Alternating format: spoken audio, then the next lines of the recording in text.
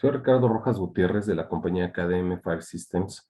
Agradecemos a la Dirección de Patrimonio Documental de la Secretaría de Cultura de Puebla por esta invitación a esta clínica de gestión de riesgos en archivos y bibliotecas.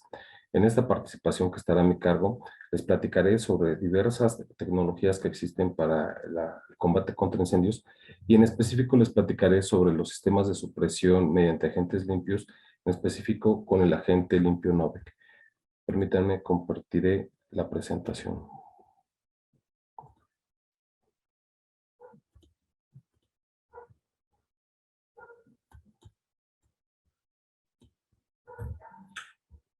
Iniciemos recordando algunos incendios en algunos recintos que contenían obras de arte y archivos históricos.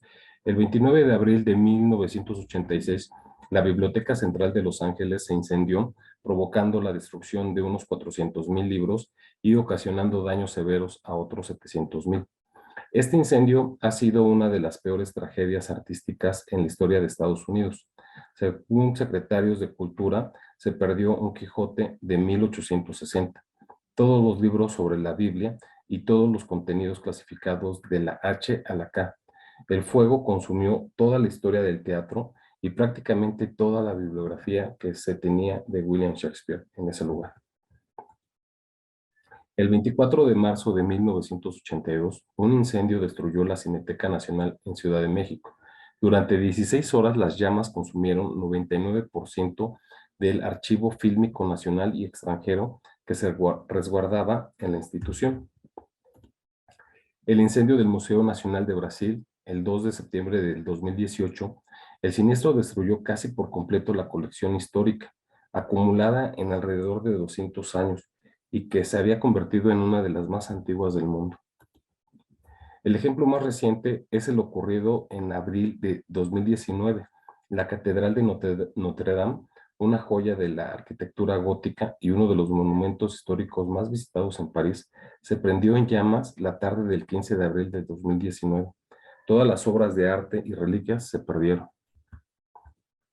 Otros incendios también que ocurrieron en lugares de este tipo es el castillo de Windsor en Inglaterra en 1992, el Museo de Historia Natural de la India en 2016, el Museo de la Guerra de la Canea en Grecia en 2018. Antes de entrar al tema de los sistemas contra incendio, quisiera iniciar con algunos conceptos básicos, como lo es el fuego. El fuego es una reacción química de oxidación violenta del tipo exotérmica. Emite energía térmica, radiación visible, radiación infrarroja y radiación ultravioleta.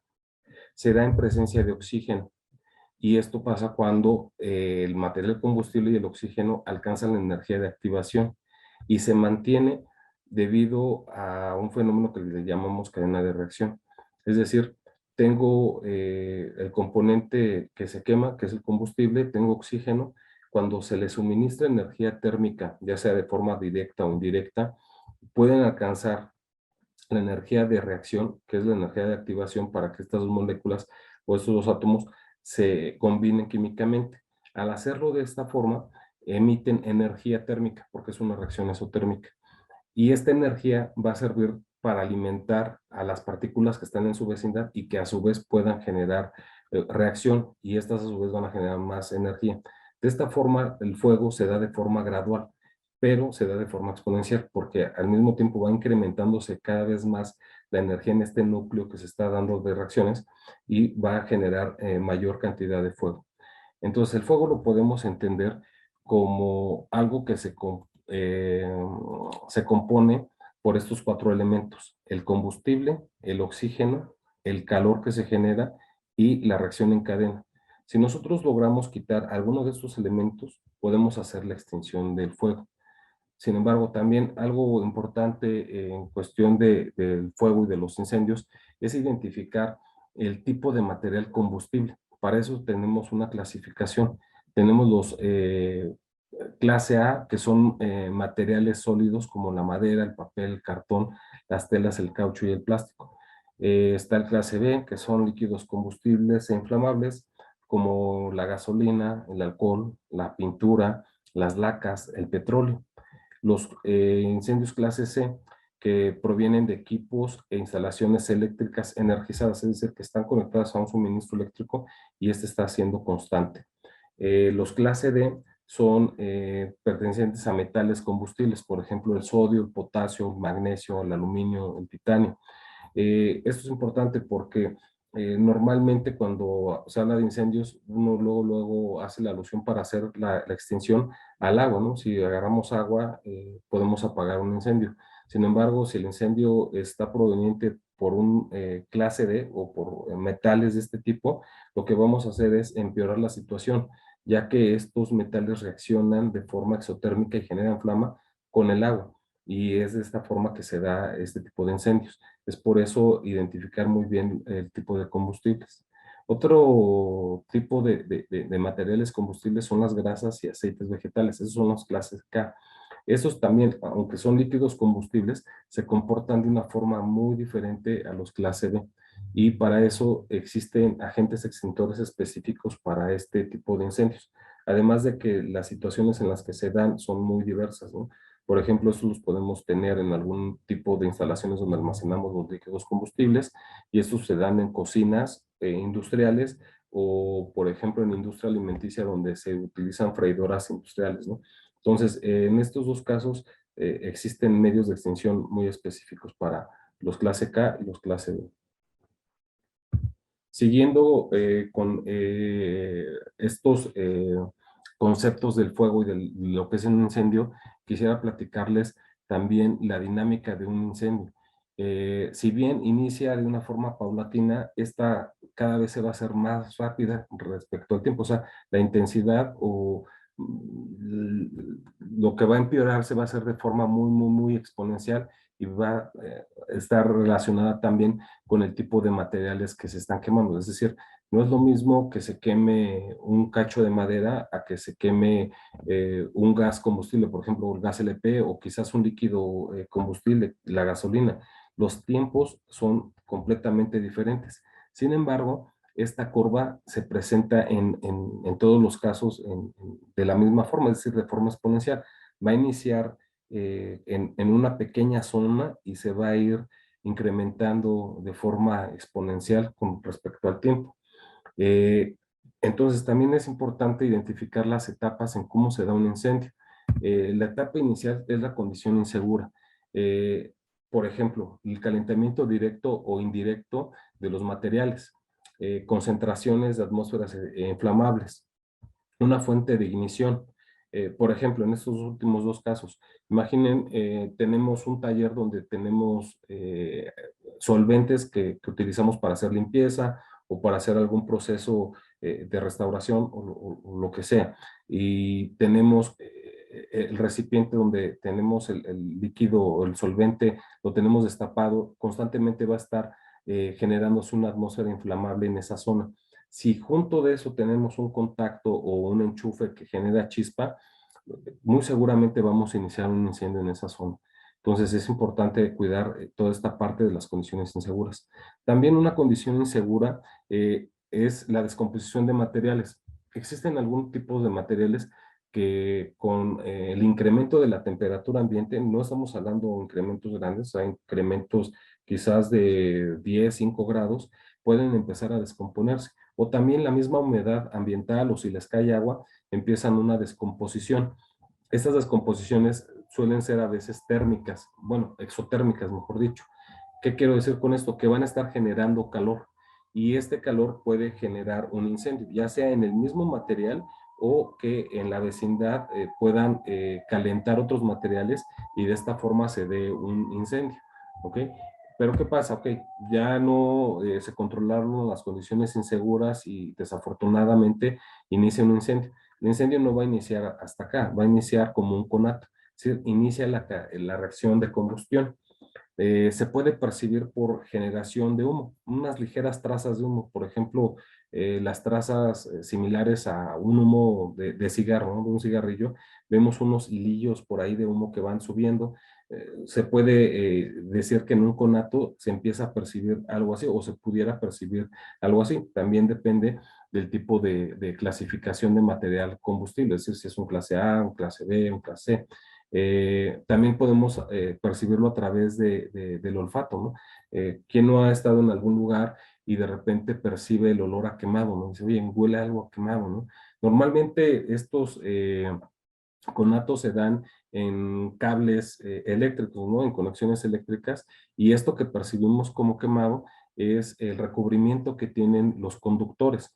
Los conductores tienen un recubrimiento de un barniz y también tienen el recubrimiento plástico que los protege, digamos, de un daño mecánico, que los apachurren o que los golpeen. Eh, bueno, estos recubrimientos son los que se empiezan a quemar y son lo que nosotros llegamos a percibir como quemado, que huele a quemado. Aunque no vemos el humo, eso son trazas de humo muy pequeñas, ¿no? Es decir, nuestro sentido del olfato está más desarrollado que el de la vista y de esta forma pues, lo percibimos, ¿no? O también lo podemos percibir a través de pequeñas flamas, ¿no? Hay algunos materiales que pueden generar algunas pequeñas flamas y las podemos ver a simple vista y podemos decir, ah, mira, se está empezando a quemar esa zona. En este momento estamos hablando que es un conato. Luego, cuando ya hay un fuego más intenso en esa zona, o le llamamos fuego o incendio incipiente, el incendio se encuentra focalizado en una zona específica y puede controlarse. Es decir, estamos en estas zonas, ¿ok? En este momento podemos tener sistemas de supresión, ya sean automáticos o manuales, ¿no? Y podemos hacer la contención del incendio, controlarlo y extinguirlo nada más en esa zona. Imaginemos una caja o un estante que tiene archivos, identificamos que se empieza a quemar y que ya hay un fuego ahí visible, llegamos con un extintor y lo podemos apagar. O si el sistema, o si ese gabinete tiene un sistema de supresión automático, el sistema va a descargar el agente extintor y va a apagar el incendio. ¿Y qué pasa si no tiene eso o no va alguien y lo apaga con un extintor? Es decir, si el medio de extinción inicial no funciona o no es suficiente. Bueno, lo más seguro es de que pueda salirse de control y cuando se sale de control y se esparce por todo el recinto, decimos que es un incendio declarado. Es decir, ya cuando pasa esta frontera, el incendio se vuelve cada vez más veloz, es decir, va a ir consumiendo todo lo que está a su paso. Y en ese momento es cuando ya llega la brigada de bomberos o también la brigada de contraincendio de la edificación o del lugar, ¿no? De acuerdo al Código de Protección Civil que tengan.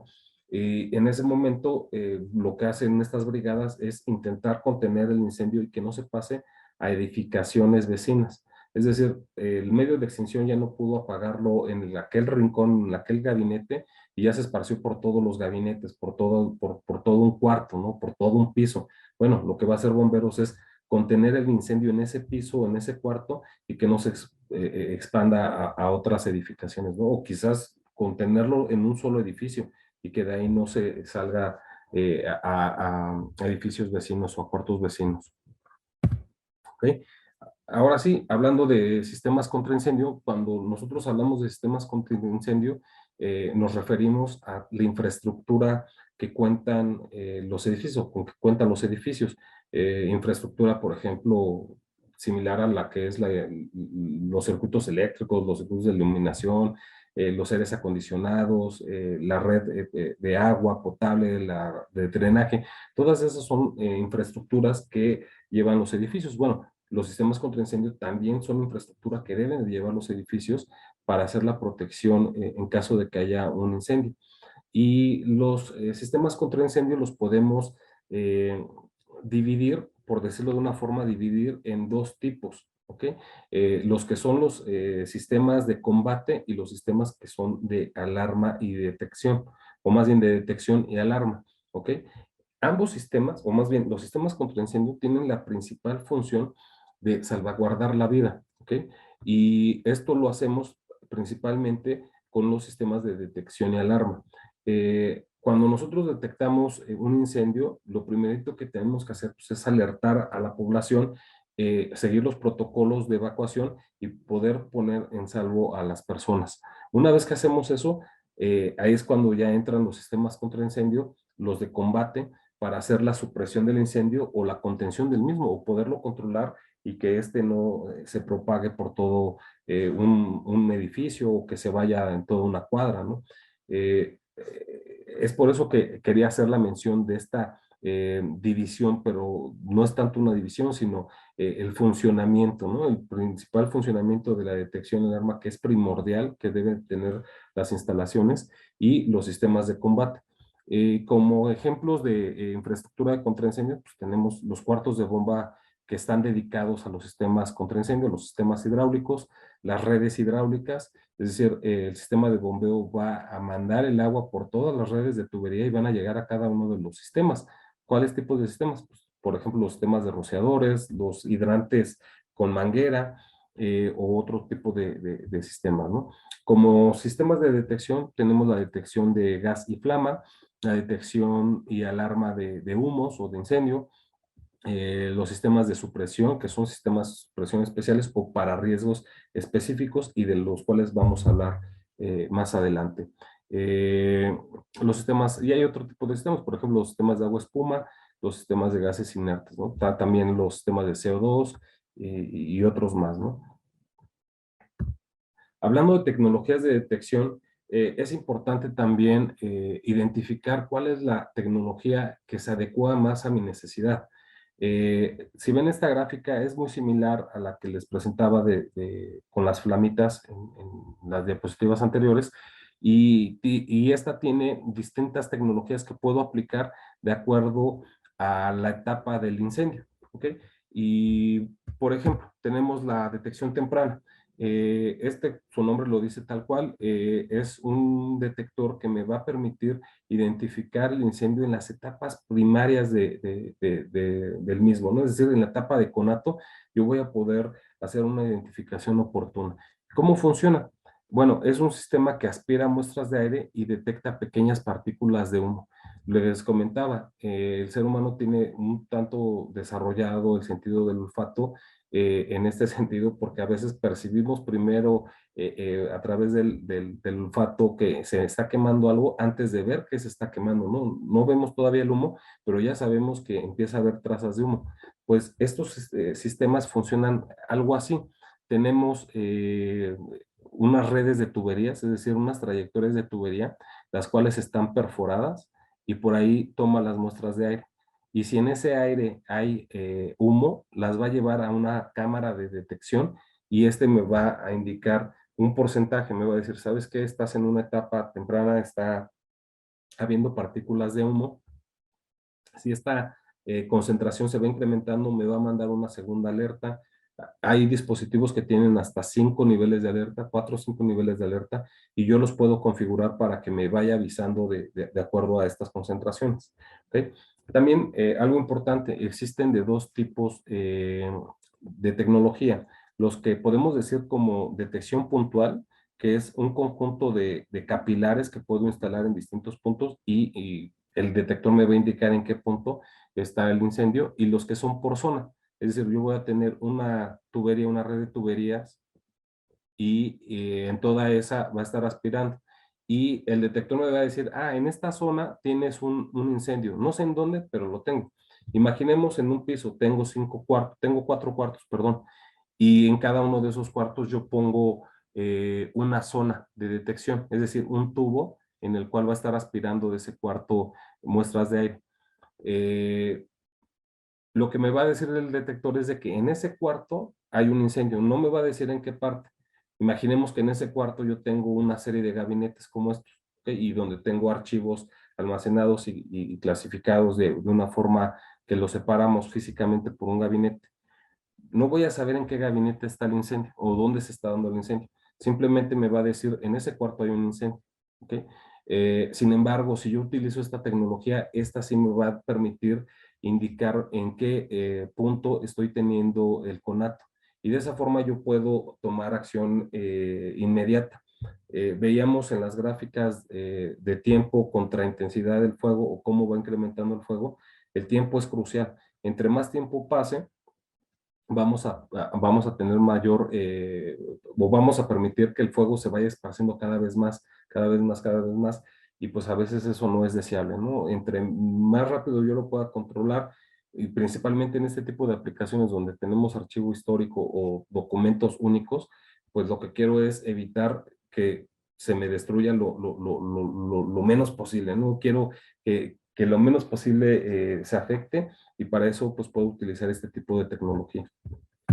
Existe la tecnología de detección puntual, que son los más comunes y los que vemos casi en todos lados, por ejemplo, en restaurantes, en plazas comerciales, en oficinas, en hoteles, y son los que están pegados directamente en el plafón o en el techo, ¿no? Directamente, y los vemos como unos circulitos blancos con estas rendijas.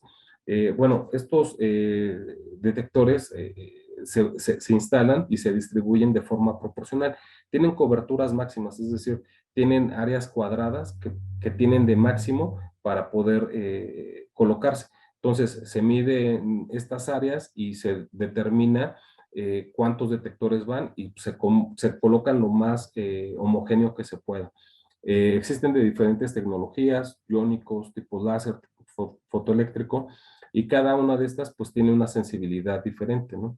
Y también esto es importante porque con esto yo puedo hacer una selección mejor, ¿no? Digo, bueno, yo quiero tener una detección, si no temprana, pues un poco más eficiente, que sea puntual, pero que sea más eficiente que una que otra. No, bueno, pues hago ya una selección como tal, ¿no? Ya sea un detector tipo láser, un fotoeléctrico. En caso del iónico, los iónicos ya están saliendo básicamente del mercado, pero están entrando nuevas tecnologías como la tecnología láser y la tecnología fotoeléctrica, con más sensibilidad para detectar partículas de humo cada vez más pequeñas. Entonces, esto me va a permitir tener una detección más oportuna. ¿Okay? ¿Y cómo funciona? Bueno, debe de haber una saturación de aire, digo, de humo, que llegue al detector, entre por las rendijas, llegue a la cámara de sensado donde tengo estos dispositivos, estas tecnologías de detección, ¿no? La iónica, la fotoeléctrica, la láser, y pueda identificar que hay humo en esa zona y me va a mandar una alerta, básicamente. Luego, tengo detección de campo abierto, también es una detección fotoeléctrica. Eh, Estos van montados de un muro a otro muro y detectan la presencia de humo. Este tipo de detectores los podemos utilizar cuando tengo áreas bastante largas y anchas, por ejemplo, hasta 100 metros, 110 metros más o menos, y que no tengo un techo firme para ponerlo, es decir, la techumbre es muy elevada. O otro caso puede ser de que el recinto histórico por sí mismo, la edificación sea de interés histórico y que no se puede modificar, no se puede dañar, no se le puede estar poniendo taquetes y clavos por todos lados ni pasando tuberías. Entonces, podemos recurrir a este tipo de detectores de campo abierto y montarlos de un muro a otro muro sobre algún soporte que no dañe las paredes o la misma estructura, o también no dañe la arquitectura del mismo recinto, y podemos tenerlos hasta de forma muy discreta, que no se vean, y vamos a estar protegidos. ¿Cuál es la desventaja, por decirlo de una forma, con respecto a la detección temprana? Que para ambos casos necesito que se acumule humo para que pueda generarse una obstrucción en la señal y me pueda mandar la señal de alarma. Volvemos con el tiempo. Entre más tiempo, más humo, y de esta forma voy a poder detectar. Es decir, estoy permitiendo que el fuego progrese para poderlo detectar. ¿Okay? Tenemos la detección de flama. Estos detectores van a identificar, su tecnología lo que hace es identificar la radiación ultravioleta y o infrarroja. Existen con modalidades combinadas, es decir, con ultravioleta y infrarrojo, o sea, deben de detectar ambas radiaciones para poder mandar una alarma, o puede ser que nada más puedan detectar ultravioleta, o puede ser que nada más detecten infrarrojo, o que tengan un triple infrarrojo, es decir, que pueda identificar las tres longitudes infrarrojas típicas de una flama, y de esa forma mandarme una señal. Estos también, como los de campo abierto, los puedo colocar por zonas, es decir, tienen áreas de cobertura y los puedo ir montando de forma discreta en los muros, apuntando hacia las zonas de interés y tener una detección. Pero pasa lo mismo que conforme vamos avanzando en el tiempo. Necesita haber flamas para que puedan identificarlo, y de cierto tamaño, ¿no? Alrededor de arriba de 30 centímetros, de un pie más o menos, ya es que pueden ser visibles, o más bien pueden identificar estos detectores. Y a cierta distancia, digo, tiene todo un tema de diseño detrás esto, ¿no? Entonces, pero lo importante es de que estamos dejando progresar el incendio para poder utilizar diversos tipos de tecnología. Luego, por último, están los detectores térmicos, que existen de temperatura fija y termovelocimétricos. El de temperatura fija, o su forma de funcionar es de que va a tener que calentarse hasta una temperatura dada, por ejemplo, 57 grados, 90 grados, hay de 200 grados, para poderse activar, ¿ok? Y los termovelocimétricos, que lo que detectan es una velocidad de incremento, es decir, por ejemplo, un rango típico es 15 grados Fahrenheit por minuto. Lo que va a identificar es ese incremento gradual y si lo identifica, me va a mandar una señal. O sea, no va a esperar a que llegue a una temperatura establecida, por ejemplo, 90 grados. Antes de que llegue a los 90 grados, quizás a los 60, 70, me va a mandar la señal, porque ya identificó el incremento de 15 grados por minuto. Sin embargo, volvemos a lo mismo. Para que exista un calentamiento que llegue al detector, debe de haber flamas. Y estas flamas van a calentar el ambiente o el aire. Este aire debe de subir, porque es menos denso que el aire frío, va a subir a donde está el detector, va a calentar la vecindad del detector y va a poder hacer esa identificación. Entonces, lo que estamos jugando aquí es con el tiempo. Entonces, si me interesa es identificar lo más rápido posible para que la destrucción sea lo mínimo, pues entonces tengo que ir viendo hacia arriba las tecnologías, ¿ok? Luego tenemos las tecnologías de supresión. Ok, es importantísimo identificar a tiempo el incendio, pero ahora también es importante cómo lo voy a apagar, cómo lo voy a suprimir, porque ¿qué pasa si, ok, ya lo identifiqué, pero llego con una cubeta de agua y se la aviento, ¿no? A una caja que tiene documentos de alto valor histórico. Pues voy a arruinar los demás documentos. Igual y se estaba quemando nada más una pequeña zona de la caja o quizás un estante, si nada más estaba quemando no sé, una caja que estaba a la mitad del estante, pues ya dañé todo el estante, ¿no? Todos los documentos que hay ahí. Entonces, es por eso, es la importancia de seleccionar una tecnología lo menos invasiva, destructiva que pueda haber, ¿no? Para este tipo de aplicaciones, la tecnología más recomendada son los agentes limpios. Como ejemplo, el Novec 1230. Este tipo de sistemas, al descargarse, no van a dejar residuos. Es decir, se descarga como un gas, no va a haber alguna situación de daño en los documentos o tampoco en la electrónica, porque también estos agentes, el agente Novec, es dieléctrico, no conduce la electricidad. Entonces, eso me permite tenerlo en algún cuarto que tengo documentos, pero también tengo electrónica, tengo máquinas, no sé, impresoras, tengo escáneres, tengo computadoras. No importa, si yo descargo ahí mi sistema, no voy a dañar la electrónica, que si descargo agua, por ejemplo, ¿no? O si descargo, por ejemplo, un polvo químico seco o un aerosol que también descarga tipos de polvos. No voy a generar daños de ese tipo, ¿no? Existen, por ejemplo, los gases inertes y los sistemas de CO2. Les platicaba en un inicio el tema del fuego que se compone por el combustible, el oxígeno, el calor y la cadena de reacción. Si yo quito el oxígeno de un incendio, voy a hacer una extinción. Estos sistemas funcionan de ese tipo. Lo que hacen es meter un gas inerte, por ejemplo, una mezcla de argón-nitrógeno o dióxido de carbono, en sistemas de dióxido de carbono, para desplazar la concentración de oxígeno. Es más, la voy a disminuir. Si normalmente está en 18%, la voy a llevar por abajo del 12 al 8% más o menos, y con eso va a ser suficiente para que llegue a una extinción.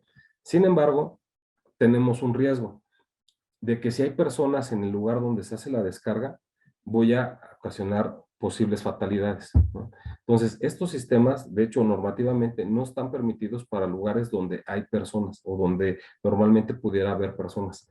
No se utilizan. Para otro tipo de instalaciones donde están aisladas y hay pura maquinaria, se utilizan y funcionan muy bien, pero para este tipo de aplicaciones tendríamos que pensar en agentes limpios, que si bien también no se recomienda que las personas se mantengan adentro cuando hay una descarga, si se llegara a dar el caso, no va a pasar nada, porque sus niveles de concentración, y en específico, y eso sí lo resalto, el agente NOVEC tiene unas concentraciones muy por abajo de los niveles donde se han observado cuestiones adversas en la salud. Cuando digo cuestiones adversas es, por ejemplo, alguna irritación de mucosas, ¿no? Nariz, garganta, ojos, o igual y en la piel, ¿no? Que pudiera haber alguna cuestión de irritación. El NOVEC, sus concentraciones de diseño están muy por debajo de esas concentraciones de efectos adversos. Entonces, reitero, es una de las tecnologías que se pueden emplear porque también en este tipo de lugares que aparte que resguardan en archivos y documentos y también hasta obras de arte, también hay personal que las está restaurando. Entonces, sabiendo esto, pues no se recomendarían este tipo de sistemas que desplazan oxígeno. Tendríamos que recomendar nuevamente el agente limpio. Y están los sistemas hidráulicos que les comentaba, pues es agua y algunos se mezclan con algunos componentes y para hacer algún tipo de extensión específica. Si bien son muy utilizados en la mayor parte de la industria y también en edificaciones, por todos lados vemos hidrantes de mangueras, vemos rociadores en hoteles, por ejemplo, en este caso, pues no sería la primera recomendación o no sería el sistema ideal para el primer combate contra incendio.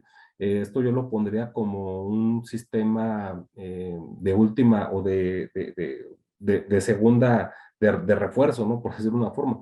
El sistema de agentes limpios sería el primero, el que hace la supresión y que va a hacer la contención del incendio. Y en caso de que por alguna situación el incendio se salió de control en esa zona, pues pueden entrar los sistemas hidráulicos, ¿no? Y ahí ya digo, a final de cuentas, todo, digamos, pensando en un cuarto, en un recinto que ya se salió de control, no lo apagó el sistema de agentes limpios, bueno, pues ya puede entrar el sistema de rociadores o puede entrar mangueras, ¿no? O sea, la brigada de bomberos llega y pues va a echar agua. De todos modos, ya todo el material que estaba en ese cuarto, pues ya se está quemando, ¿no? Entonces, en ese momento, pues sí podría ser. Pero en primera instancia, pues evidentemente la recomendación sería agentes limpios porque no va a dañar el material.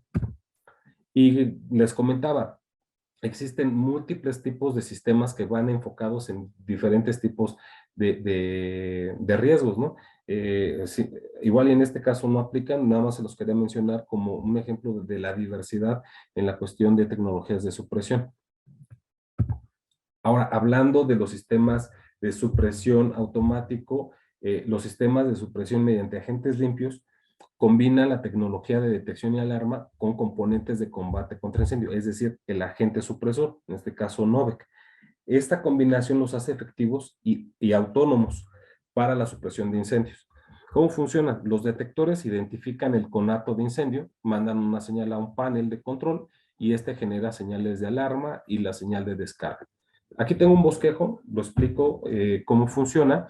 Yo tengo un cuarto, este cuarto está hermético, debe estar sellado. Como les platicaba, estos sistemas se diseñan bajo una concentración específica y esa concentración se tiene que mantener en la descarga, bueno, después de la descarga, un tiempo determinado se tiene que conservar en el recinto, ¿ok?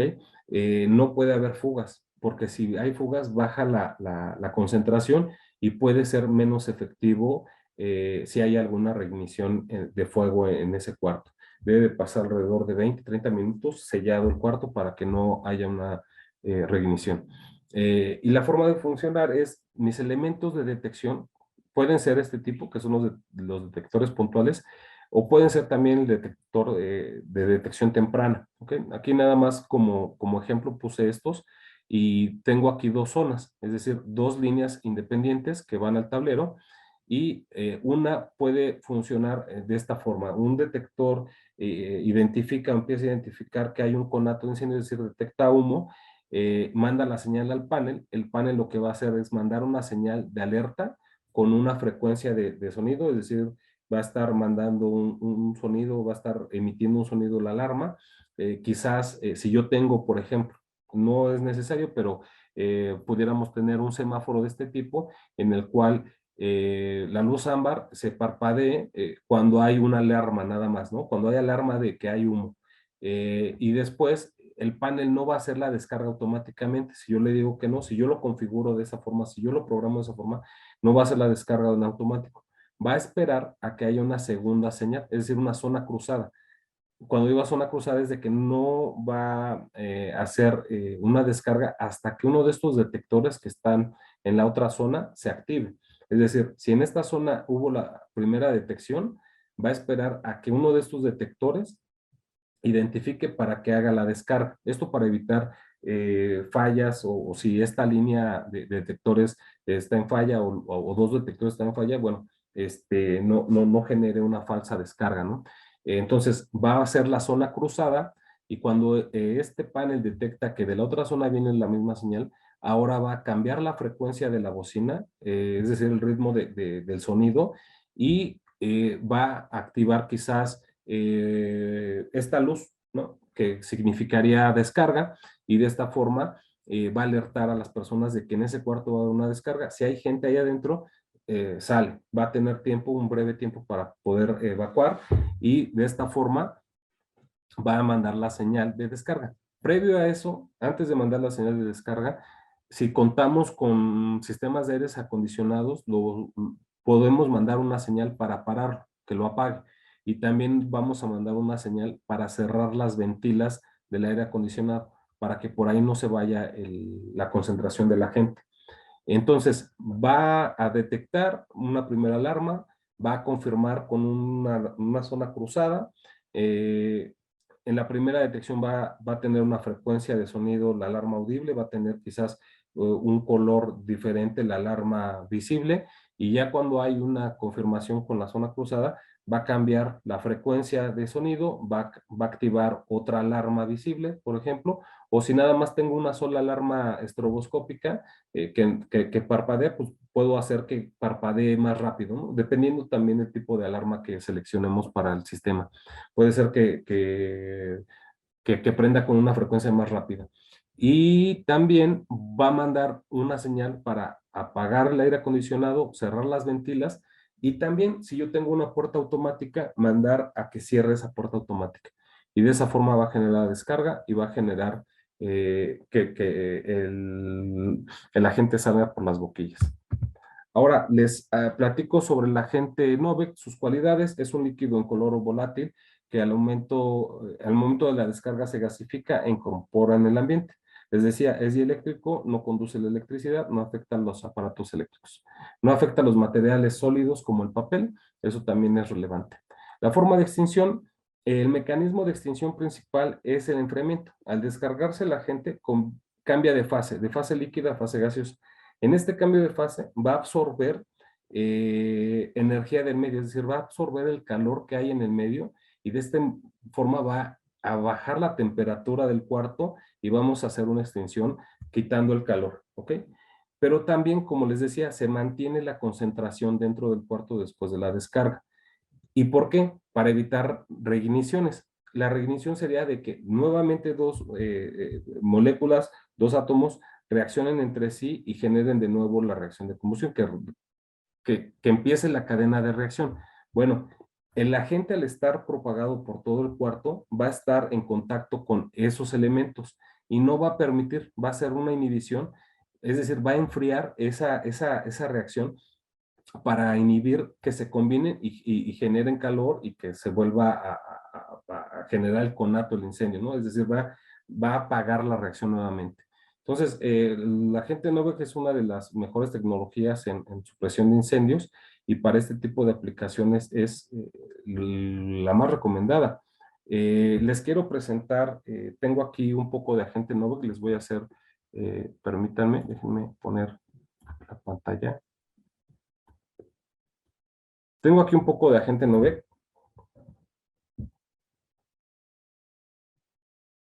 ¿ok? Tengo agua para hacer el contraste y tengo aquí un pedacito de papel, ¿ok? Y tengo un plumón que es base agua. Y de hecho lo seleccioné de este tipo para que veamos que al momento de que yo lo sumerja en el Novec, no voy a tener ese efecto de que se corre el plumón, ¿no? Digo, todos hemos visto que cuando usamos plumones de agua y le cae una gota de agua, pues, se corre la tinta. Voy a poner aquí, a ver, 1, 2, 3. Okay. Okay, acabo Aquí está la tinta, aquí tengo el agente Novec.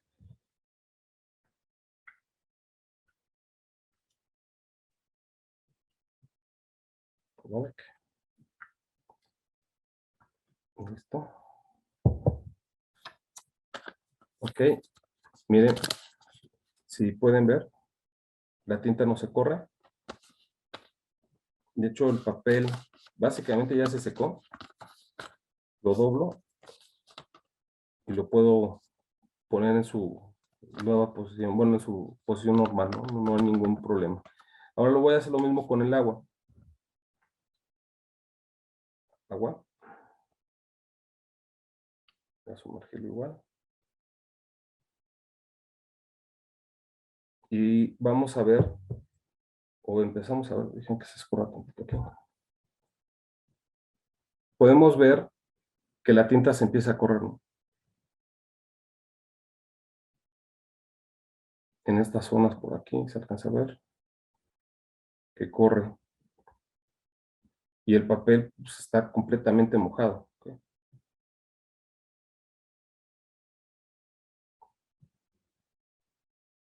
Se alcanza a ver ahí mejor cómo se está corriendo la tinta. ¿Ok? Esa es una de las situaciones que se presenta con este tipo de agentes. No va a generar ningún daño en los materiales y eso permite que podamos utilizarlo en este tipo de aplicaciones. ¿Ok? Ahora les quiero platicar sobre las aplicaciones en las que algunas hemos participado, ya sea de forma directa, a veces como unas recomendaciones y que se utiliza el agente Novec en archivos físicos, no nada más con valor histórico o que tienen este tipo de cualidad que son irrecuperables, hablando a nivel de cultura, sino también, por ejemplo, en firmas de abogados donde ellos guardan los contratos con sus clientes, todo esto, tienen almacenes de alta densidad de archivo físico y que también les interesa conservarlo. O sea, si se da un incendio, no nada más quieren apagar el incendio, quieren evitar echar agua para echar a perder otros documentos. En este tipo de aplicaciones también se llega a utilizar el agente Novec. En bibliotecas, si bien no en todos los lugares donde se encuentran los tomos disponibles para el público, sí en los lugares donde tienen los archivos únicos y que no están disponibles para el público, que los utiliza como de resguardo, es decir, donde tienen las obras históricas, ¿no? Y artísticas principales y de mayor importancia. En archivos fílmicos, sin duda, también aquí hemos hecho algunos sistemas o hemos recomendado sistemas en bóvedas no nada más que almacenan arte, también que manejan papel moneda. Eh, por ejemplo, empresas que se dedican al traslado de valores, muchas veces ellos tienen en sus búnkers, tienen bóvedas donde resguardan el papel moneda. También en esos lugares se llega a utilizar este tipo de sistemas. Galerías de arte también, sin duda, se llegan a utilizar los sistemas de supresión. Y estos también hasta en las áreas de donde están las exhibiciones se llegan a poner los sistemas de supresión con agentes limpios. Y también quería mencionarles que igual este no es como tal el caso, pero que en la actualidad vivimos muy pegado ya a lo que son pues el tránsito de datos electrónicos, ¿no? Y eso se da gracias a los cuartos de servidores, a los centros de datos electrónicos, a los data centers como tal. Estos ya son infraestructura importantísima y medular pues en la vida cotidiana y más ahora en la pandemia. Y estos mismos cuartos se protegen con agentes limpios, ¿no? Por la misma situación, como el nodo es dieléctrico, si se descargan estos cuartos, pues no va a generar ningún cortocircuito, no va a generar ningún daño, porque muchas veces en estos lugares lo que se llega a quemar, se llegan a quemar algunos cablecillos, algunas tarjetas electrónicas, no vale la pena echar agua en esos lugares, ¿no? No, definitivamente no. Ahí se utiliza agentes limpios de FAB, ¿no? O sea, básicamente ahí, cada vez que hay un data center, ahí hay agentes limpios, sin duda. Les decía, los puertos de servidores, no nada más de estas empresas que se dedican al tránsito de datos y todo esto, sino también en empresas que, como cualquiera, maneja su servidor y tiene ahí toda la información resguardada, tanto financiera como de clientes, hasta de la misma operación de sus instalaciones, ¿no? Puede ser una planta de producción y ahí tienen las computadoras, los procesadores que van dirigiendo las maquinarias y los equipos, ¿no?, de producción. Ahí mismo se llega a hacer la protección, por lo mismo de que no se pueden dar el lujo de quedarse sin esos equipos importantes, porque si bien los puedes apagar con agua, los echas a perder y para reemplazarlos te puede tardar semanas, meses, y eso implica perder continuidad de negocio y evidentemente pérdidas económicas. Pues de mi parte sería todo. Agradezco su atención y dejamos aquí nuestros datos para cualquier consulta futura. Muchas gracias.